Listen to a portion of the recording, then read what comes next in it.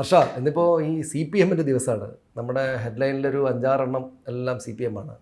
CPM കേന്ദ്ര കമ്മിറ്റിയുടെ അവലോകന റിപ്പോർട്ട് പുറത്തു വന്നു. മേഖല റിപ്പോർട്ടിംഗ് കഴിഞ്ഞിട്ട് CPM സംസ്ഥാന സെക്രട്ടറി ഗോവിന്ദ മാഷ് വന്ന് വാർത്താ സമ്മേളനം നടത്തി. SFI വാർത്തയിലുണ്ട്. ബിനോയ് വിശ്വത്തിന് AK ബാലനും മറ്റും മറുപടി കൊടുക്കുന്നു. NN കൃഷ്ണദാസ് മറുപടി കൊടുക്കുന്നു. ആർഷോയുടെ വാർത്താ സമ്മേളനം. മൊത്തത്തിൽ ഈ ദിവസം വെള്ളിയാഴ്ച CPM ദിവസമാണ്. അതിലേറ്റവും പ്രധാനപ്പെട്ടതായിട്ട് എനിക്ക് തോന്നുന്നത് CPM കേന്ദ്ര കമ്മിറ്റിയുടെ തെരഞ്ഞെടുപ്പ് അവലോകന റിപ്പോർട്ട് അവർ പബ്ലിഷ് ചെയ്തു എന്നുള്ളതാണ്. പക്ഷേ നേരത്തെ ഇരുന്ന് കുത്തിയത് വായിക്കുന്നുണ്ട്. എന്താണുള്ളത്? തീർച്ചയായും നമ്മളിപ്പോൾ ഈ പറഞ്ഞതുപോലെ താത്വിക അവലോകനം CPM നിന്ന് തന്നെ തുടങ്ങണോ എന്നുള്ള ശങ്കയിലാണ് ഇരിക്കുന്നതെങ്കിലും നമ്മൾ ഈ പറഞ്ഞതുപോലെ ഇന്ന് സന്ദർഭവശാൽ വന്നു കിട്ടിയത് CPM ആയിപ്പോയി എന്നുള്ളതാണ്.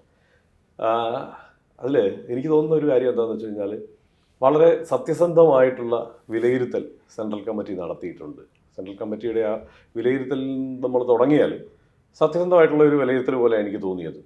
മാത്രമല്ല ഒരു 12 ദിന നിർദ്ദേശങ്ങൾ വെച്ചിട്ടുണ്ട് എങ്ങനെയാണ് ഇനി മുമ്പോട്ട് പോകേണ്ടത് എന്നുള്ളത് സംബന്ധിച്ച്. അതൊരു അന്തിമമായ ഒരു തീരുമാനമൊന്നുമല്ല. സ്വാഭാവികമായിട്ട് CPM ഒരു രീതി അനുസരിച്ച് ഇനി അത് വീണ്ടും സെൻട്രൽ കമ്മിറ്റിയിൽ വരികയും താഴേക്ക് പിന്നീട് റിപ്പോർട്ട് ചെയ്യപ്പെടുകയൊക്കെ ചെയ്യും. അപ്പോൾ അതിനകത്ത് അവർ ആദ്യം പറയുന്ന കാര്യം, അതായത് ഭരണഘടന, ജനാധിപത്യം, മതനിരപേക്ഷത, ഫെഡറലിസം, ഇത് മുറുകെ പിടിച്ചുകൊണ്ട് ഇതുവരെ പ്രവർത്തിച്ചത് എങ്ങനെയാണോ അതുപോലെ പ്രവർത്തിക്കണം. ആ ശക്തി, ആ സഖ്യത്തെ ശക്തിപ്പെടുത്തി തന്നെ ആ രീതിയിൽ മുമ്പോട്ട് പോകണം. അതിന് വേണ്ടിയിട്ടുള്ള ഒരു സഖ്യത്തെ എന്നുള്ളതാണ്. അതുവരെ ശരിയാണ്. പക്ഷേ അതിൽ പിന്നീട് പറയുന്ന കാര്യങ്ങളിലെല്ലാം നമുക്ക് തോന്നുന്ന ഒരു പ്രധാനപ്പെട്ട കൗതുകം CPM ഈ കാര്യങ്ങളൊക്കെ ഇതുവരെ മനസ്സിലാക്കിയിട്ടില്ലേ എന്നുള്ളതാണ്. കാരണം ഇത് പണ്ടേ CPM പോലെ ഒരു രാഷ്ട്രീയ പാർട്ടി, ജനങ്ങളുമായി ജൈവികമായി ഇടപെടുന്ന ഒരു പാർട്ടി മുമ്പേ മനസ്സിലാക്കേണ്ട കാര്യങ്ങളായിരുന്നില്ല. ഇപ്പോൾ അടിസ്ഥാന വോട്ടുകളിൽ ചോർച്ച ഉണ്ടാകുന്നു. ഇപ്പോൾ കേരളത്തിൻ്റെ ഒരു പ്രത്യേക സാഹചര്യം എടുത്താൽ ഇപ്പോൾ ഇവിടുത്തെ SNDP വോട്ടുകളിൽ അതിൻ്റെ നേതൃത്വം ആ നിലയ്ക്ക് ഇടപെടുന്നതൊക്കെ കൊണ്ട്, സംഘപരിവാറിന് അനുകൂലമായി ഇടപെടുന്നതൊക്കെ കൊണ്ട് കുറേ വോട്ടുകൾ നഷ്ടമാകും. ഇത് മനസ്സിലാക്കാൻ ഇത്രയും തെരഞ്ഞെടുപ്പ് പരാജയം വേണ്ടി വന്നോ എന്നുള്ളത് ഒരു പ്രധാനപ്പെട്ട ചോദ്യമാണല്ലോ. കാരണം അത് പ്രത്യക്ഷത്തിൽ തന്നെ അവരൊക്കെ പ്രവർത്തിക്കാൻ തുടങ്ങിയിട്ട് കുറേ കാലമായി. അവരുടെ ഒരു സംഘടനാ സംവിധാനത്തെ തന്നെ മൊത്തത്തിൽ രാഷ്ട്രീയവൽക്കരിച്ച് പ്രവർത്തിക്കാനൊക്കെ തുടങ്ങിയിട്ട് കുറേ കാലമായി. അപ്പോൾ ഇതൊന്നും മനസ്സിലാക്കുന്നില്ലായിരുന്നോ? മറ്റൊന്ന്, സ്ത്രീകൾക്കിടയിൽ ഈ പറയുന്നത് പോലെ വിശ്വാസ സംബന്ധമായ വിഷയങ്ങളിലൊക്കെ ക്ഷേത്രങ്ങളിൽ സംഘപരിവാർ കടന്നുകൂടി അവരുടെ പ്രവർത്തനം സജീവമാക്കുന്നു. BJP ആ നിലയ്ക്ക് ക്ഷേത്രങ്ങളിലൂടെ വിശ്വാസത്തെ, സ്വത്ത് രാഷ്ട്രീയത്തെയൊക്കെ അവർ അതിനെയൊക്കെ പലതരത്തിൽ പ്രയോജനപ്പെടുത്താൻ പറ്റുന്ന തരത്തിലുള്ള ഇടപെടൽ നടത്തുന്നു. അതിനെ കണ്ടറിഞ്ഞ് പ്രതിരോധിക്കുന്നതിൽ പരാജയം സംഭവിച്ചു, വീഴ്ച സംഭവിച്ചു എന്ന് കേന്ദ്ര കമ്മിറ്റി വിലയിരുത്തിയിരിക്കുകയാണ്. ഇതിവിടെ പ്രാദേശികമായി എപ്പോഴും ഏത് രാഷ്ട്രീയ വിദ്യാർത്ഥിക്ക് നിരീക്ഷിച്ചാൽ മനസ്സിലാവുന്ന കാര്യങ്ങളായിരുന്നു. അപ്പോൾ ഈ മനുഷ്യൻ, ഈ സാധാരണ താഴെത്തട്ടിലുള്ള ആളുകളുമായിട്ടുള്ള ഒരു പ്രവർത്തന ബന്ധം എന്ന് പറയുന്നത് തീർച്ചയായും അതിനകത്ത് വിലയിരുത്തിയിട്ടുണ്ട്. സംഘടന തരത്തിലുള്ള വീഴ്ചകളും പോരായ്മകളും ഒക്കെ അതൊക്കെ സത്യസന്ധമായി വിലയിരുത്തിയിട്ടുണ്ട്. പക്ഷേ CPM എന്തുകൊണ്ടാണ് ഇതൊക്കെ മനസ്സിലാക്കാൻ ഇത്ര വൈകിപ്പോയത് എന്നുള്ളതാണ്. അതിനകത്ത് ഒരു കാര്യം കൂടെ പറഞ്ഞ് ഞാൻ നിർത്താം. അതായത് സോഷ്യൽ മീഡിയ വളരെ സജീവമായി തന്നെ ഇത്തവണ പറയുന്നുണ്ട്. സോഷ്യൽ മീഡിയയിൽ നമ്മളുടെ പ്രസൻസ് തീരെയില്ല, അതുകൊണ്ട് കുറെ കൂടി കാര്യക്ഷമമായി ഇടപെടേണ്ടതുണ്ട്. അതൊരു പ്രധാനപ്പെട്ട വിഷയമായി 12 ദിന തിരുത്തൽ നിർദ്ദേശങ്ങളിൽ കൂടെ ഉൾപ്പെടുത്തിയിട്ടുണ്ട്. എന്തായിരുന്നു യഥാർത്ഥത്തിൽ സംഭവിച്ചത്? ഒരു ചെറിയ കൂട്ടം ഇങ്ങനെ നിന്നിട്ട് സോഷ്യൽ മീഡിയയിൽ ഇടപെടുന്നു എന്നുള്ളത് ഒഴിച്ചാൽ ഇടതുപക്ഷത്തിന് അതിൻ്റെ ഒരു ദൈക്ഷണിക മൂല്യമൊക്കെ എടുത്തു പിടിച്ച് നമ്മളിപ്പോൾ ധ്രുവ്രാത്തി ചെയ്യുന്നത് പോലെ, ധ്രുവ്രാത്തിയൊക്കെ അടിസ്ഥാനപരമായി ഒരു റൈറ്റ് ലിബറലാണ്. അതല്ലാതെ ഒരു ലെഫ്റ്റിൽ നിന്നൊരാൾ ആ രീതിയിൽ കാര്യങ്ങൾ അവതരിപ്പിക്കാൻ കഴിയുന്ന ആളുകൾ, അല്ലെങ്കിൽ ഇടതുപക്ഷത്തിൻ്റെ ഒരു രാഷ്ട്രീയം, അവരുടെ ആശയം അവതരിപ്പിക്കുന്ന തരത്തിൽ അത് കൊണ്ടുവരാനും അത് നന്നായി കേരളത്തിലോ ഇന്ത്യയിലോ തന്നെയോ അതിന് വേരോട്ടം ഉണ്ടാക്കിയെടുക്കാനും ഒക്കെ കഴിയുന്ന ഒരു സാഹചര്യം ഉണ്ടായിരുന്നു. പക്ഷേ എവിടെ പോയി ലെഫ്റ്റ് അതിൽ എന്നൊക്കെയുള്ള ചോദ്യമാണ് എനിക്കിത് ഒറ്റയടിക്ക് വായിച്ചപ്പോൾ തോന്നിയത്. അതാണ് ഇപ്പം ഞാൻ പറയേണ്ടത്. അതായത് ഇതിനകത്ത് എനിക്ക് എപ്പോഴും CPM ഡോക്യുമെന്റ്സ് വായിക്കുമ്പോൾ എപ്പോഴും തോന്നുന്നൊരു കാര്യം, ഇത്രക്ക് സമഗ്രമായിട്ട് കാര്യങ്ങളെ അപഗ്രഥിക്കാനും വിശകലനം ചെയ്യാനുള്ള ശേഷി മറ്റേതെങ്കിലും രാഷ്ട്രീയ പാർട്ടികളുള്ളതായിട്ട് നമുക്ക് മുന്നിൽ തെളിവുണ്ടാകാറില്ല. കാരണം എല്ലാവരും ഇങ്ങനെ കോൺഗ്രസ് പാർട്ടി ഇങ്ങനെ എഴുതിയിട്ട് ഇതാണ് സംഭവിച്ചതെന്ന് പറയാറില്ലല്ലോ. BJP അങ്ങനെ ചെയ്തിട്ട്, അതായത് കൃത്യം എന്നൊക്കെയാണ് സംഭവിച്ചിരിക്കുന്നത് എന്നുള്ള വിശകലനം ചെയ്യുക എന്നുള്ളത് അവരുടെ പണിയല്ല. പക്ഷേ CPM എപ്പോഴും, കമ്മ്യൂണിസ്റ്റ് പാർട്ടികളുടെ രീതി അതായതുകൊണ്ട് CPM എപ്പോഴും ചെയ്യാറുണ്ട്.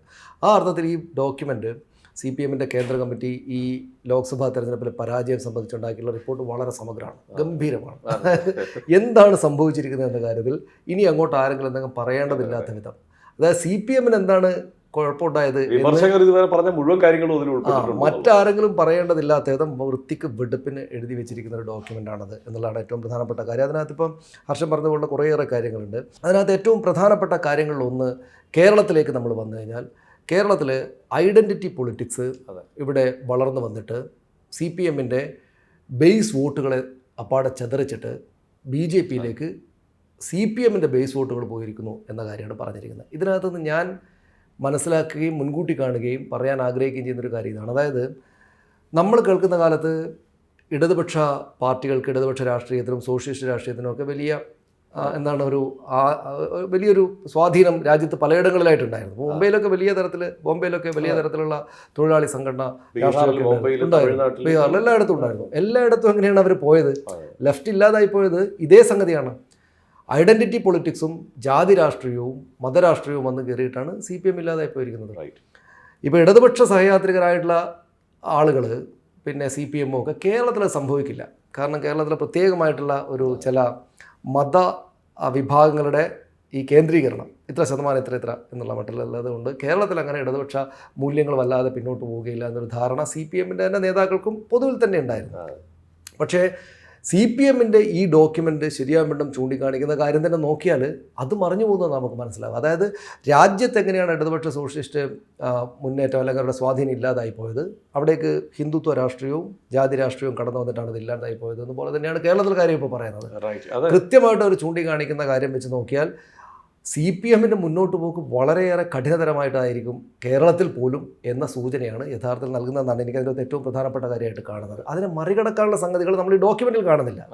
അത് ഹർഷൻ നേരത്തെ പറഞ്ഞ പോലെ ഒരു രീതി അനുസരിച്ച് കുറെ കൂടെ ചർച്ചകളൊക്കെ നടത്തിയിട്ട് എന്ത് ചെയ്യണം നിർദ്ദേശങ്ങളിൽ ഒറ്റയടിക്ക് നോക്കിയാൽ അതിനെല്ലാം മറികടക്കാൻ തക്കവണ്ണമുള്ള കാര്യങ്ങളൊന്നും ഉൾപ്പെട്ടിട്ടില്ല. പക്ഷേ ഇതിനകത്തൊരു കാര്യം എനിക്ക് തോന്നിയത്, ഈ ഇപ്പോൾ കേരളത്തിൽ ഒരു ആൻറ്റി ഇൻകംബൻസി ഫാക്ടറൊക്കെ പ്രവർത്തിക്കുന്നു, ഭരണവിരുദ്ധ വികാരം ഉണ്ടായി എന്നൊക്കെ ഉള്ളത് ആ നിലയ്ക്കൊക്കെ തന്നെ വേണമെങ്കിൽ സമ്മതിക്കുന്നുണ്ട് ഈ റിപ്പോർട്ടിൽ. കാരണം ഇപ്പോൾ ഭരണവിരുദ്ധ വികാരം എന്ന് കൃത്യമായി എടുത്തു പറയുന്നില്ലെങ്കിലും ഭരണവുമായി ബന്ധപ്പെട്ട കുറേ കാര്യങ്ങൾ, ഒരു ഉദാഹരണത്തിന് ഇപ്പോൾ എന്തായിരിക്കണം സംസ്ഥാനത്തെ സർക്കാരിൻ്റെ നയം, നിലപാട്, അതായത് അവരുടെ പരിഗണന, പ്രയോറിറ്റി എന്തായിരിക്കണം എന്നുള്ള കാര്യത്തിൽ വളരെ കൃത്യമായിട്ടുള്ള ഒരു ഡെഫിനേഷൻ അവർ മുമ്പോട്ട് വെച്ചിട്ടുണ്ട് ഇത്തവണ. അത് ഗംഭീരമാണ്. അതായത് എന്താണെന്ന് വെച്ച് കഴിഞ്ഞാൽ അടിസ്ഥാന വർഗത്തിൻ്റെ വിഷയങ്ങൾക്കായിരിക്കണം പ്രാഥമികമായിട്ടുള്ള പരിഗണന. പാവപ്പെട്ടവൻ്റെയും കഷ്ടപ്പാടിലുള്ളവൻ്റെയും ആദ്യം പരിഗണിക്കുക, വലിയ പദ്ധതികൾ അതിനുശേഷം മതി എന്നുള്ള ഒരു കൃത്യമായ നിർദ്ദേശം, ഒരു വിലയിരുത്തൽ ഈ റിപ്പോർട്ടിലുണ്ട്. നിർദ്ദേശം എന്നുള്ളതിനേക്കാൾ ഒരു വിലയിരുത്തലായിട്ട് അത് മുമ്പോട്ട് വന്നിട്ടുണ്ട്. രണ്ടാമത്തെ കാര്യം, ഈ സർക്കാർ കേന്ദ്ര സർക്കാരിൻ്റെ ഇടപെടലൊക്കെ കൊണ്ടായിരിക്കും സാമ്പത്തിക പ്രതിസന്ധിയും ഒക്കെ കാര്യങ്ങളും ഇവിടെ നിലനിൽക്കുന്നു. സ്വാഭാവികമായും നമുക്ക് എല്ലാവർക്കും അറിയാവുന്ന കാര്യമാണ് കേന്ദ്ര സർക്കാരിൻ്റെ ഒരു വല്ലാത്ത ഇടപെടൽ സംസ്ഥാനത്തെ സാമ്പത്തികമായി ഞെരുക്കുന്നതിനകത്ത് ഉണ്ടായിട്ടുണ്ട്. അത് പ്രാദേശികമായി താഴെത്തട്ടിൽ ഈ പറയുന്ന പെൻഷൻ മുടങ്ങിയത്, സർക്കാർ ഉദ്യോഗസ്ഥരുടെ DA കുടിശ്ശിക വന്നത്, അതുപോലെ മാവേലി സ്റ്റോറുകളിൽ സപ്ലൈകോയിലൊക്കെ ഭക്ഷ്യവസ്തുക്കളുടെ ദൗർലഭ്യം ഉണ്ടായത്, ഇത്തരം കാര്യങ്ങൾ ബാധിച്ചു എന്ന് വളരെ കൃത്യമായി തന്നെ വിലയിരുത്തിയിട്ടുണ്ട്. അതിനകത്ത് മാധ്യമങ്ങൾ അത് വേണ്ട രീതിയിൽ ഇപ്പോൾ കേന്ദ്ര സർക്കാരിൻ്റെ പ്രശ്നമാണോ സംസ്ഥാന സർക്കാരിൻ്റെ പ്രശ്നമാണോ എന്ന് അവതരിപ്പിക്കുന്നതിൽ മാധ്യമങ്ങൾ സംസ്ഥാന സർക്കാരിൻ്റെ പ്രശ്നം എന്ന നിലയ്ക്ക് സാമ്പത്തിക പ്രതിസന്ധി അവതരിപ്പിച്ചു എന്നുള്ള വിമർശനവും അവർ പറയുന്നുണ്ടെങ്കിലും അതിനോട് ചേർത്ത് വായിക്കേണ്ടത് ഇതാണ്: അടിസ്ഥാന വർഗത്തിൻ്റെ താഴെത്തട്ടിലുള്ള പാവപ്പെട്ടവന്റെ പ്രശ്നങ്ങളെയാണ് ഇടത് സർക്കാർ ആദ്യം അഡ്രസ്സ് ചെയ്യേണ്ടത്. പ്രയോറിറ്റി അതിനായിരിക്കണം എന്നുള്ള നിർദ്ദേശം വളരെ പ്രധാനമാണ്. അത് വളരെ പ്രധാനപ്പെട്ട ഒരു പോയിന്റ് ആർഷൻ ഇപ്പോൾ പറഞ്ഞത്. അതുപോലെ തന്നെ കേരളത്തിലെ മാധ്യമങ്ങൾക്ക് ഞങ്ങൾ പറഞ്ഞത് ശരിയല്ലേ എന്ന് പറയാവുന്ന കുറേയേറെ കാര്യങ്ങൾ അതിനകത്ത്. അതായത് ഏറ്റവും പ്രധാനപ്പെട്ടത് ഈ ധാർഷ്ട്യം എന്ന് നമ്മൾ മലയാളത്തിലേക്ക് വിവർത്തനം ചെയ്യുന്ന അരഗൻ ബിഹേവിയർ ഓഫ് കേഡേഴ്സ് എന്ന് തന്നെ കേന്ദ്ര കമ്മിറ്റി രേഖയിൽ എഴുതി വെച്ചിട്ടുണ്ട്. ഫ്രം ടോപ്പ് ടു ബോട്ടം എന്ന് പറയുന്നത് ഏറ്റവും മുതിർന്ന നേതാക്കൾ തൊട്ട് ഏറ്റവും താഴെയുള്ള ആളുകൾ വരെ ഈ അരഗൻ ബിഹേവിയർ ബാധിച്ചിരിക്കുന്നു. അത് തിരുത്തണം. അത് കേരളത്തിലെ പരാജയത്തിൻ്റെ ഒരു കാരണമായിട്ട് അവർ എഴുതിയിട്ടുണ്ട് എന്നതാണ് പ്രധാനപ്പെട്ട കാര്യം. അത് ഇനി അങ്ങോട്ട് ഐഡൻറ്റിഫൈ ചെയ്യാതെ അതിനെ സ്പർശിക്കാതെ പോകാൻ പറ്റില്ല. അതിപ്പോൾ പിണറായി വിജയൻ തൊട്ടുള്ള ആളുകൾക്ക് മേലുള്ള ആക്ഷേപമാണല്ലോ, പ്രത്യേകിച്ചും അദ്ദേഹത്തിന് മേലാണ് ആ ആരോപണം ഉള്ളത്. അപ്പോൾ അത് അങ്ങനെ ഒരു വിഷയമില്ല എന്ന് പറഞ്ഞിട്ട് CPMന് മുന്നോട്ട് പോകാൻ പറ്റില്ല എന്നുള്ളതാണ് ഈ ഡോക്യുമെൻ്റ് വായിച്ചപ്പോൾ ഉള്ളിലേക്ക് വന്ന മറ്റൊരു പ്രധാനപ്പെട്ട സംഗതി. പക്ഷേ അത് പറയുമ്പോൾ തന്നെ നമ്മൾ ഈ പറയുന്ന നമ്മുടെ നാട്ടിലെ മാധ്യമങ്ങളുടെ രീതി അനുസരിച്ചിട്ടൊക്കെ ഇതാണ് ഏറ്റവും പ്രധാനപ്പെട്ട വിഷയമായിട്ട് എടുക്കുക എന്നിരിക്കുന്നു. പക്ഷേ അങ്ങനെയായിരിക്കും എടുക്കുക. പക്ഷേ പൊതുവിൽ വായിച്ചാൽ അവരുടെ ഈ BJP വോട്ട് അവർ CPMൻ്റെ വോട്ടുകളിലേക്ക് അങ്ങ് ഇറോഷൻ നടത്തി കയറി എടുത്തു എന്നുള്ളതാണ് ഏറ്റവും കൂടുതൽ CPMനെ അമ്പരപ്പിച്ചിട്ടുള്ളതെന്ന് കാണാൻ പറ്റും. ഞാൻ നേരത്തെ പറഞ്ഞതുപോലെ അവരുടെ ദേശീയ രാഷ്ട്രീയത്തിലെ സാഹചര്യങ്ങൾ കൂടെ പരിശോധിച്ചിട്ട് അവർക്കത് കൂടുതൽ ടെൻഷൻ ഉണ്ടാക്കുന്നുണ്ട് എന്ന കാര്യത്തിൽ യാതൊരു സംശയമില്ല. അതിൻ്റെ ഉദാഹരണം ഇതേ രേഖയിൽ തന്നെയുണ്ട്. ബംഗാളിൽ 7.1 മറ്റോ ആയിരുന്നു 2019 വോട്ട് ശതമാനം. അത് 6.7 ആയിട്ട് കുറഞ്ഞു. 1% അത്രയാണ് കുറഞ്ഞു ഇത്തവണ വീണ്ടും. അതായത് പൊതുവിൽ BJP വിരുദ്ധ സഖ്യം ഇന്ത്യ മുന്നണി വലിയ മുന്നേറ്റം ഉണ്ടാക്കിയ കാലത്ത് തന്നെയാണ് ഇതിങ്ങനെ കുറഞ്ഞിരിക്കുന്നത്. അതുകൊണ്ട് ഒരിക്കൽ താഴേക്ക് പോയ ഇടത്തൊന്നും CPM ഇടതുപക്ഷ രാഷ്ട്രീയം മുന്നോട്ട് വന്നിട്ടില്ല. അവിടങ്ങളിലെല്ലാം അവരെ താഴേക്ക് കൊണ്ടുപോയത് ഈ ഐഡൻറ്റിറ്റി പൊളിറ്റിക്സ് ആണ് പ്രധാനമായിട്ടും. അതേ ഐഡൻറ്റിറ്റി പൊളിറ്റിക്സാൽ കേരളത്തിൽ വേട്ടയാടപ്പെടുകയാണ്, വോട്ട് പോവുകയാണ്. തിരിച്ചു വരാൻ സാധിക്കുമോ എന്ന കാര്യം വളരെ കൂലങ്കഷമായിട്ട് ചിന്തിക്കേണ്ടുന്ന ഒരു സാഹചര്യത്തിൽ സനീഷ്, അതിനകത്ത് ഒരു പ്രധാനപ്പെട്ട കണക്ക് എന്താണെന്ന് വെച്ച് കഴിഞ്ഞാൽ ഈ ശതമാന കണക്കുകൾ സത്യസന്ധമായി ഒരു വിലയിരുത്തി അവതരിപ്പിച്ചിരിക്കുന്നു എന്നുള്ളതാണ്.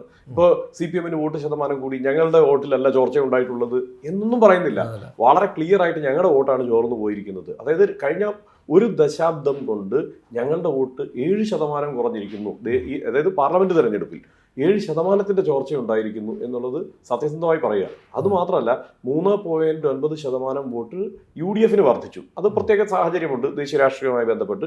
പക്ഷേ 2010 മുതൽ 2014 മുതൽ 2024 വരെയുള്ള ഒരു കാലം നോക്കുമ്പോഴേക്ക് അവർക്ക് വർദ്ധിച്ചിട്ടു. 2010 മുതലുള്ള സാഹചര്യം BJPക്ക് പരിശോധിച്ചാൽ അവിടെ 9%-ലേറെ വർധന, അതായത് ഇരട്ടിയോളം വർധന എന്ന് തന്നെയാണ് അവർ കൃത്യമായി പറയുന്നത്. 10%-ൽ നിന്ന് 19%-മായി കേരളത്തിൽ. അതായത് പാർലമെന്റ് തെരഞ്ഞെടുപ്പിന്റെ സാഹചര്യത്തിൽ നോക്കിയാൽ അവരുടെ വോട്ട് ശതമാനം അത്രയും വർദ്ധിച്ചിരിക്കുന്നു, ഇരട്ടിയായി വർദ്ധിച്ചിരിക്കുന്നു എന്നുള്ളത്. ഇത് ഈ ഗിമ്മിക്കുകൾ കാട്ടാതെയുള്ള സത്യസന്ധമായ ഒരു കണക്ക് അവിടെ അവതരിപ്പിച്ചിരിക്കുന്നു. ഇതിലിപ്പോൾ CPM-ന്റെ ശക്തമായിട്ടുള്ള അണികളായിട്ടുള്ള ആളുകൾക്ക് വലിയ ഹൃദയവേദന ഉണ്ടാകുന്ന തെരഞ്ഞെടുപ്പ് തോൽവിയാണല്ലോ ഉണ്ടായത്.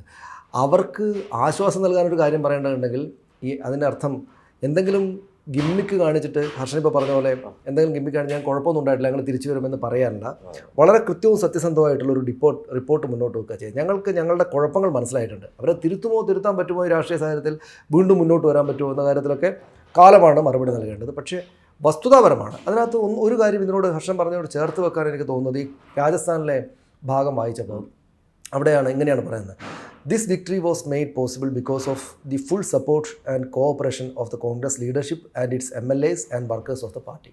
അതായത് അതിനകത്ത് കോൺഗ്രസ്സിന് വളരെ കൃത്യമായിട്ട് ക്രെഡിറ്റ് കൊടുത്തിരിക്കുകയാണ്. അത് മാത്രമല്ല അതിനകത്ത് തമാശ, ഇതാണ് ഫസ്റ്റ് പോയിന്റ്.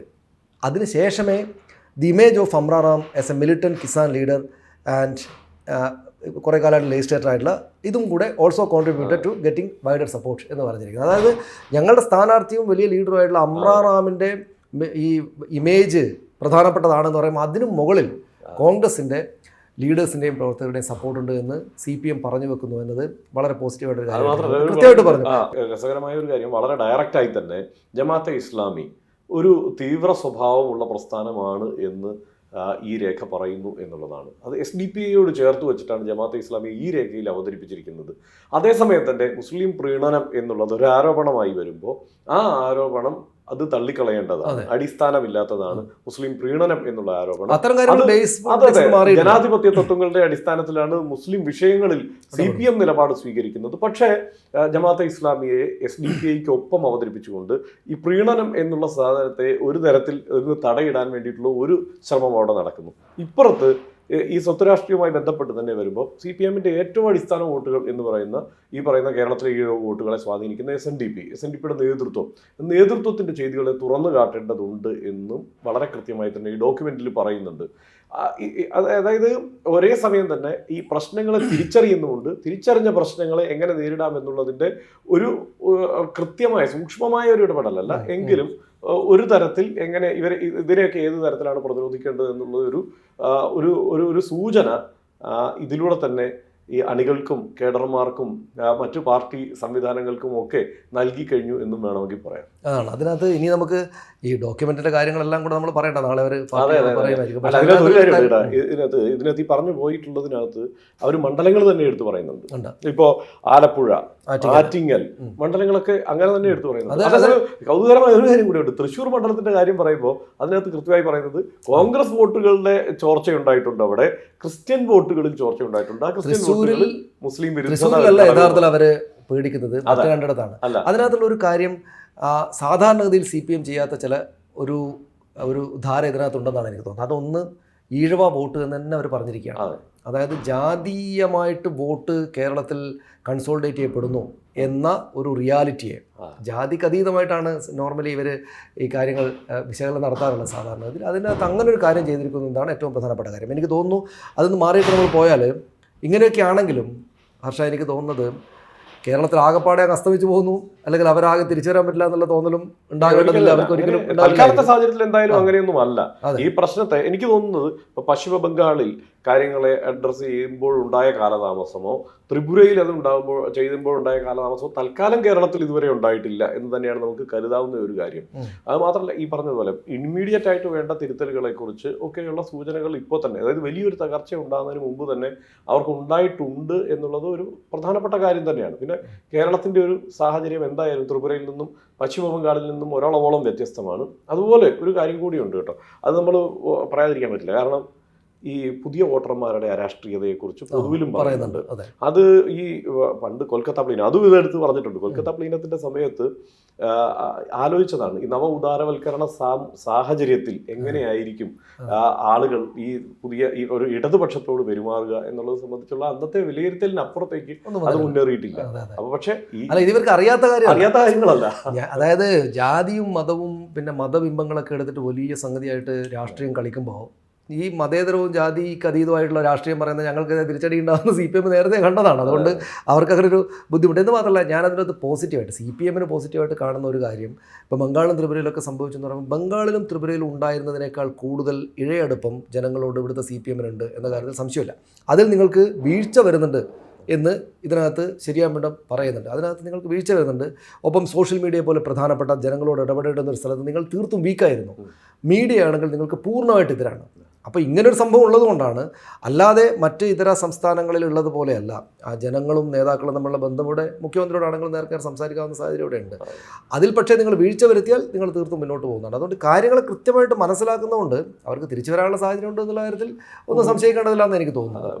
പിന്നെ വേറൊരു പോസിറ്റീവായ ഒരു കാര്യം എനിക്ക് തോന്നിയത്, സമ്പൂർണ്ണമായി മാധ്യമങ്ങളെ കുറ്റപ്പെടുത്തുന്ന ഒരു സമീപനമല്ല ഇതിനകത്ത്. തീർച്ചയായും കേന്ദ്ര സർക്കാരിന് അനുകൂലമായി മാധ്യമങ്ങൾ നിലപാട് സ്വീകരിച്ചിട്ടുണ്ട് സാമ്പത്തിക പ്രതിസന്ധിയുടെ വിഷയത്തിൽ എന്നുള്ളത് ഒഴിച്ചാൽ എല്ലാ പ്രശ്നങ്ങൾക്കും മാധ്യമങ്ങളാണ് അടിസ്ഥാന കാരണം എന്നുള്ള ഒരു സോഷ്യൽ മീഡിയ ചിന്ത എന്തായാലും അതിലേക്ക് വന്നിട്ടില്ല എന്നുള്ളതും പ്രധാനപ്പെട്ടതാണ്. അതെ അതെ അതെ ആ നിലക്കുള്ള കാര്യങ്ങളുണ്ട്. പിന്നെ ഈ പറഞ്ഞ അരഗൻസ് എന്നുള്ളത്, ഇപ്പോൾ കഴിഞ്ഞ ദിവസം ഞാനൊരിക്കലും പിണറായി വിജയൻ പറഞ്ഞു കേട്ടില്ല ഞാൻ രാജാവല്ല ദാസനാണ് എന്ന്. അദ്ദേഹത്തിന് ഒരു സാഹചര്യം വീണ് കിട്ടിയതാണ് സതീശൻ കൊടുത്തിട്ട്. പക്ഷേ അത് സാധാരണ ഇതിന് ബൂർഷ്വ രാഷ്ട്രീയ പാർട്ടികളുടെ ലൈനാണ്, നേതാവ് കയറിയിട്ട് ഞാൻ ജനങ്ങളുടെ ദാസനാണെന്നൊക്കെ പച്ചക്ക് വിളിച്ച് പറയാറുള്ളത്.